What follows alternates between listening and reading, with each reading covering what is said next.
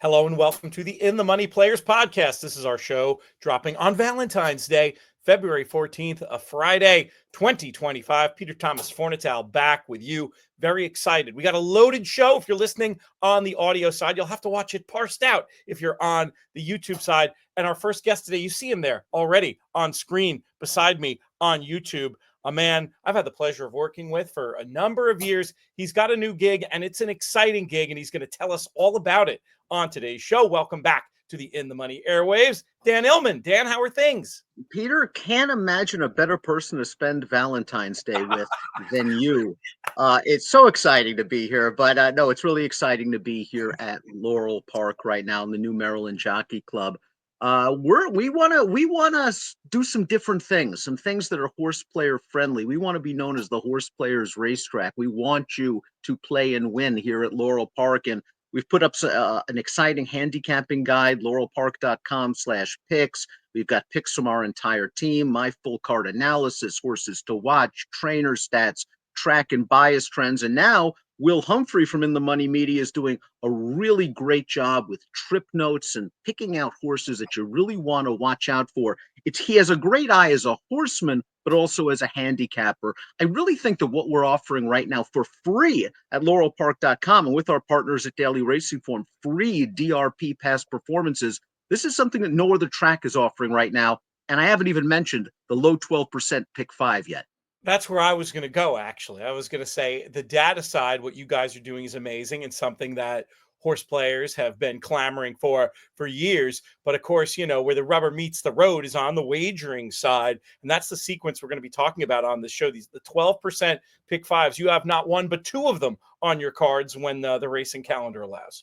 Opening five races, low 12% takeout on the pick five. There's a mandatory payout on our early pick five. The late pick five also offers the 12% low takeout. There's carryover potential there as well. We've had some really nice payouts thus far. We're only 1 month into the meet. Hopefully, if the fans can embrace these low takeout wagers, maybe we'll lower the takeout down the road. Who knows? I love the sound of that. And as we always say around here, voting with your dollar, something we can do as horse players to show a little bit of agency. One personal question before we dive in.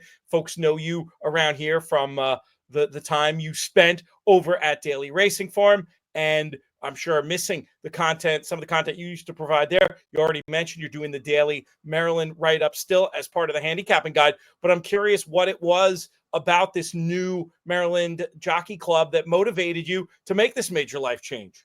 Exciting opportunity to work with Bill Knopf. I've known Bill for a long time at Monmouth Park for 25 years, and Bill was at Monmouth forever. And if Bill decided that this was a good idea, I was thinking, well, can't think of a better guy maybe to follow down the road. But also, we're building a great team here. I'm very excited about Maryland racing. I know that it's had some difficulties the last few years, but we've got something called the Preakness Stakes, and we also have the state behind us right now, and a new Pimlico on the horizon 3 years down the road. So I'm really looking forward to, the 150th Preakness this year. First is going to run that, and of course, the Preakness next year will be here at Laurel Park, and First is going to run that. But then the 2027 Preakness at a brand spanking new Pimlico, we're really looking forward to unveiling a great experience for the horse player and for the racing fan. I just think the future is bright here. And I've always liked the people. When I came down here for DRF, I would make the drive, the 4-hour drive down here for little stakes races because I wanted to get the stories. And there are great stories at every racetrack, as you all well know. But the horsemen here, there's just something about it. There's an energy in the air here. This press box, there's an energy in the air here. We're all horse players. We're all talking like we're at the OTB. We're having fun. And fun is necessary if you're going to succeed in this game in any fashion. There's something fun and old school going on, and there's also some new ways of looking at the world in terms of the data presentation and the creativity with the wagering and handicapping contest too. We'll get to that when the time is appropriate, but I love the combination of old and new you guys have going.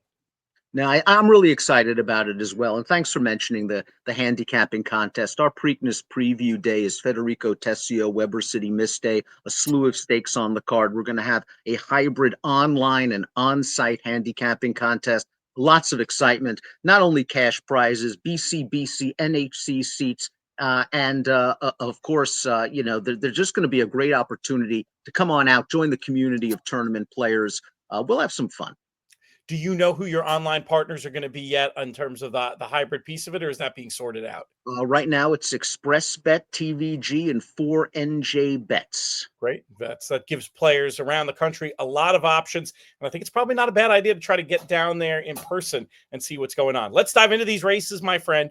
We kick off this 12% late pick 5 with race number 5. We've got an allowance race for 6 furlongs on the dirt and a full field of 11 going postward.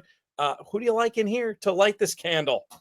Great way to kick off this pick 5. Big full field, and I think it's a wide open race. I'm a little bit interested in the number 1 Classic Joke going out for Ricky Silliman. I didn't think this horse had the most comfortable trip last time out. It was his first start off a 6-month layoff. He broke slow. He was a little bit rank and pulled forward to race in between horses. He tried very hard for second behind Sugar Steve, a sharp horse that returned to win his next race with an 84 Beyer speed figure. Nothing wrong with that effort at all for a Classic Joke. He's stepping up a little bit in class, but he's going to be a good price. I'd like to use a couple of other horses, however. I think Radical Right, the number 4, is very logical. Another horse coming off coming second off of a lengthy layoff in against a good field last time out, and a horse that has good back form. If you want a price, how about the 5, Assume Nothing? A race where he just had no setup last time out. Slow pace. He got wired that day. There's going to be pace for him in here, and that last race produced 3 next out winners. You could go so many different ways. Freeze the Fire, Magic Mule, and Bergen we haven't even talked about. First time Brittany Russell, which has been a huge angle here at Laurel Park. It's the kind of race where you mention 3, I'm going to mention 3, and then we don't even have overlap, and I'll probably try to work all 6 onto a ticket because I think there are places you can get skinny later. I did think Bergen had a number of positives, has that excellent back race, 3 back as a newly turned 3-year-old. And I felt like there were excuses for the last runs. Looks to be working well for Brittany Russell. I'm just basing that on looking at the tab. You mentioned how good that angle's been. She's obviously been on fire. I just also like the fact that Bergen has shown the ability to pass horses in a race where there could be plenty of pace. Here's my absolute guess that could be, this is one, sometimes we put up these horses and you know fully well they could run last, but maybe they find that Glory Days run. The 11 Tenebris, I was going to want to include for at least a penny. Might be the best days behind him, but another that has some good back races, grade 3 placed in the General George last year. Maybe needed the last run, maybe spent too much time on the rail that day that might not have been an advantage. Drawn outside with the speed to maybe get in a good attacking spot. Maybe we get a turn back the clock effort from this one. I'd need a price. And then you mentioned about Will and his contributing.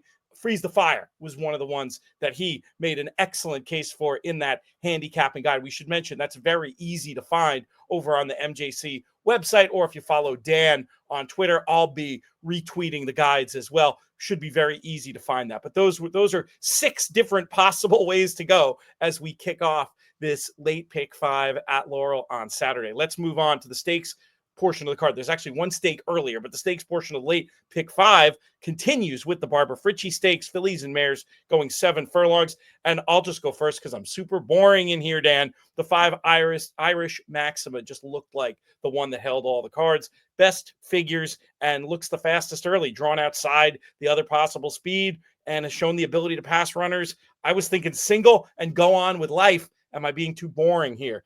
You mentioned there was a place to get skinny, and maybe this is where you get real skinny, because I was talking to Will Walden earlier this week on the Other Speed Aussie Girl, and he says he's not sure he's sending Aussie Girl up here. He doesn't like the rail. He's thinking maybe he'll run in that Turfway stake coming up, going 2 turns. That leaves Irish Maxima as absolutely the lone speed, unless Jamie gets aggressive with St. Benedict's Prep, which I guess is possible. I just think Irish Maxima is faster, and she is simply the horse to catch and beat. If you want to use the old Steve Chris ticket maker B and C, Royal Spa, the number 6, is a little bit interesting. I just thought this horse did not have a good trip last time out at Oaklawn Park. He was steadied and pinballed at the start of that race. And when I was talking to Rudy Brissett earlier this week, he just said this horse has no early speed. And when you fall behind the 8 ball going 3/4 like that with this horse, it doesn't work out. She was down on the rail. She tried to come with a kick. She's 7 here. She's getting 7 here. She breaks from the outside post. If St. Benedict's Prep and Irish Maxima hook up, Royal Spy, I think, is the most likely beneficiary. But I think you could play her to win if she's something like 5 or 6 to 1, which I'm not sure you're going to get in a short field. I think your way you're supposed to use this is double A Irish Max in your pick fives and maybe a B or a C. Let's keep it moving along to race number 7 on the card. Stakes action continues with the John B. Campbell Stakes. We've got 100,000 in the pot for this one, going a mile and a 16th on the dirt. Dan, we'll keep it with you. I want to give a chance to hit the road Jack in here. Tyaslaya Pastina is one of the hardest working riders on the circuit. She's looking for her first ever stakes victory, and Hit the Road Jack is done well in his last 2 starts. He was in the Jennings last time out against Quince Brew, who we'll talk about in a little bit in the general, who just ran off the screen that day. I thought Hit the Road Jack ran pretty well that day. He got bumped a couple of times leaving the gate. He was down inside, short per second. A mile and an eighth concerns me a little bit, so I also want to use 2 horses. One, a shorter priced runner, Awfully Cool, who returned off a lengthy layoff to get a perfect trip at Parks. I thought the rail was gold at Parks to win that day, but he's run well at Laurel in the past. I got to use the horse in the form he's in right now. Wild Vine, to me, is the most interesting horse in the race. He stunk up the joint 2 starts back without Lasix, and then he looked good with Lasix last time out winning. And I talked to Flynn Stites after the race, and he just feels that this horse is getting better with more maturity, and he is just such a big horse, about 1,200 pounds. Distance will be no issue for him. It was a fun story talking to Flint. He said he got this horse for nothing. He had a friend, had this horse in a field with his mom and another mare, had never been touched by human hands. Flint got him, broke him, and he's turned him into a nice stakes placed horse and maybe a stakes winner on Saturday. It's a good field to Campbell, actually. That's really cool. That's a great story. And we're in lockstep here. Hit the Road Jack for me. Tough, consistent trier in good form. And I thought would get a very good trip in this spot, hopefully stalking and pouncing. Didn't quite see out the 9 furlongs in the Maryland Million Classic, but Brilliant Ice kind of freaked that day for whatever reason, probably a combination of the distance and the pace in that spot. I think Hit the Road Jack turns the tables here and looks very good. I was going to back up with Awfully Cool, but I was mainly going to be about the 2 with a little 7 in race number 7, the Campbell. And I think I'm going to have to throw in the 6 there on your say so. Let's get to the General George Stakes, going the 7 furlongs with the field of 6. And this is a spot you alluded to the intersecting form lines here. If I like Hit the Road Jack, it's probably not a surprise that I also like number 2, Quince Brew. Improved mightily in the first start as a 4-year-old for the new barn, and I think has the scope to just keep improving. Going to be interesting to see the tactics between this one and Prince of Jericho. I might want to see Sanchez break running and then settle if somebody wants to go to the lead and flop outside. But if they're going to be passive, this horse can just go on. Either way, I think the trip's going to be okay, and I'm going to make a bet on this one's upside. It's tough strategy-wise in such a short field to use 2 big favorites, but Right. I mean, Prince of Jericho is an obvious one to at least try to work onto some tickets in this spot. Who do you think is going to win, and how do you approach this race specifically from a betting strategy point of view in a bet like this 12% late pick 5? I think there are 3 good horses in this race. I know the fans are going to say there's only 6 in the George, and that's a shame, but there are 3 very competitive horses in this race. The best priced of the 3 is Celtic Contender, who's really consistent. The question is he good enough to tackle horses like Wild Vine and Prince of Jericho? I believe he can. Now, after he won his most recent start, Hammy Smith told me he was thinking of giving this horse a break, but he's been working so well recently. 6 furlongs in 112, and Hammy said he came back playing on the reins, that he's feeling good. And Hammy says he wants to be aggressive with this horse. I feel that he and Quince Brew might be out there. It could set things up very well for Prince of Jericho, who's just going to likely be perched out there 3 wide under Sheldon Russell. From a price standpoint, I think I'm going to bet Celtic Contender to win if he goes off at something like 7-2. I think Quince Brew and Prince of Jericho take all of the money. From a pick 5 standpoint, boy, I can't take all 3 of them. It's hard to take 2 of them, and I can't single Celtic Contender. So I've got to think about this. Quince Brew is very, very obvious off his last race. A little TLC worked for Ned Allard.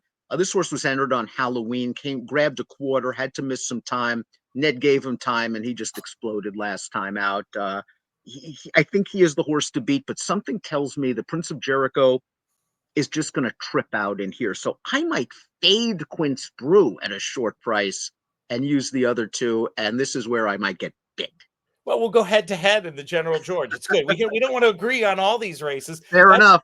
That's the great thing about these exercises like race design and trying to envision the race in your head about how it's going to be run. We have, our main lean is going to take us in a different direction, and that's what makes horse races, as the poet once said. Let's go to the nightcap. We've got $25,000 claimers going a mile on the dirt, and we'll ask you the key question, my friend, when it comes to this bet and all the late picks at Laurel on Saturday. How are we going to get paid?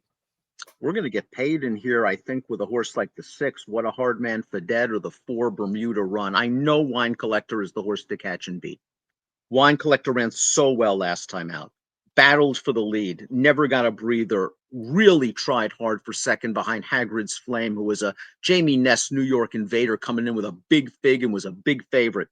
I found it interesting that Weston Hamilton had his choice of 2 horses in this race, Wine Collector and Bermuda Run. He goes to Bermuda Run. A horse that won against Weaker last time out, has won going sprint to route in the past, stretching out, has the tactical speed to stay within range of Wine Collector. It's not like Wine Collector can't be had. He's in very, very good form. He's also going to be a short price. Maybe Bermuda Run is the one to get first run on him. And if he wears down Wine Collector and he wears himself out, here comes What a Hard Man Fided from the back of the pack, running pretty well, turning back to a sprint last time out. And maybe he's just going to end up being one of those late running sprint types, but he's run well going 2 turns in the past. I think this horse is in kind of sneaky form as well. I think we're going to get paid by beating Wine Collector in the last race, although I do respect his speed. I do respect his back class. I don't respect the price he's going to be on the tote. He's going to be awfully short, that's for sure. I was uncreative and went with Wine Collector. And part of it was the things that there are the obvious things, the pace, potential pace edge, the speed figures, but then the less obvious things, the specifics of the Ness horse that you mentioned. And just also the idea that that was a day when, according to Timeform US, and my visual impression backs this up, it was a bit of a closer favoring day. And then you just look where the other speeds ended up. Now, I know they were 20-1 shots, but, last and second to last. And then the other horse that had a perfect trip had a chance to run this horse down for second and didn't. So I was just like, there's something about that effort. I'm going to be boring. I do like that idea of trying to take a closer in case those speeds knock heads. So I'm going to take another long look and see maybe working in your 6. Heck, if you bet it correctly, there's enough places. If you do enough tickets here, you can probably have a way where I lean into Wine Collector and at least have one line available if either of the 4 or the 6 pose the upset, as you make a good hypothesis that they can. I'm excited to play this bet. I'm excited to watch Laurel this Saturday and continue coverage all meet long with In the Money Media and Maryland Jockey Club. And Dan, what a pleasure to be working with you again. Really looking forward to be working with you again, Pete. I think the future is bright here in Maryland racing. And again, we've got the low takeout wagers. We've got the handicapping contest. We've got some special video features that we're doing on our YouTube page. We did one on One Man Team, who's an unbeaten 3-year-old trained by Brittany Russell. He's got a little bit of a pedigree. He's by Nyquist out of a half to a horse named Justify, and we'll likely see him next week in the Miracle Wood Stakes. Did a little feature back on the backside with him. So check us out. We're rolling. We're only a month in. Just don't slip up when you're talking about One Man Team in any of your other appearances and call him One Man Gang. The One Man Gang 747. Great stuff, Dan. We will be checking out Maryland racing throughout the course of the year and checking back with you frequently. If you're watching on YouTube, check out one of our other In the Money Media videos. Make sure you subscribe to our channel. And if you're listening, we'll be back right after this.